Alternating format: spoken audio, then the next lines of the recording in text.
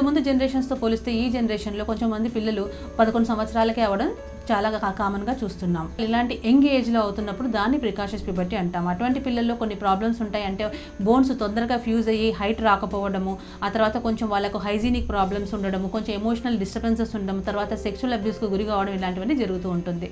So ఈ precaution puberty రాకుండా ఉండాలి అంటే మెయిన్గా మనము ఎక్సోజీనస్ అంటే బయట నుంచి వచ్చే హార్మోన్స్ అవన్నీ కూడా మనం రాకుండా పిల్లలకి ఇవ్వకుండా చూసుకోవాలి. దీన్ని మనము పాస్చరైజ్డ్ మిల్క్ వాడడం ద్వారా అవాయిడ్ చేయొచ్చు. ఈ యొక్క మనం గేదె పాలు ఇవన్నీ కూడా అన్పాస్చరైజ్డ్ మిల్క్ను ఈ చిన్నపిల్లలకి అవాయిడ్ చేయడం మంచిది. అలాగే కమర్షియల్గా దొరికే మీట్ ప్రోడక్ట్స్ కూడా అవాయిడ్ చేయడం మంచిది. ఈ యొక్క మజిల్ మాస్ గురించి అనేసి ఈ యొక్క ప్రోడక్ట్స్లో వాళ్ళు కొంచెం హార్మోన్స్ ఇవ్వడం జరుగుతుంటుంది కాబట్టి ఎప్పుడైతే ఈ పిల్లలు ఇవి కన్జ్యూమ్ చేస్తారో వీళ్ళకి కూడా కొంచెం హార్మోన్స్ అన్నవి మనకు బాడీలో వెళ్ళేసేసి తొందరగా ప్రికాషన్స్ ప్యూబర్టీ వచ్చే అవకాశాలు కూడా ఉన్నాయి.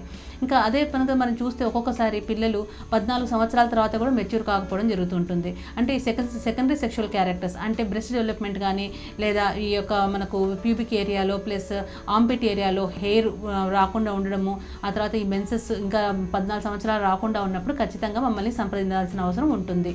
ఒకవేళ సెకండరీ సెక్షువల్ క్యారెక్టర్స్ అంటే బ్రెస్ట్ డెవలప్మెంట్ తర్వాత ఈ హెయిర్ డెవలప్మెంట్ వచ్చినప్పుడు 16 సంవత్సరాల దాకా కూడా వెయిట్ చేయొచ్చు.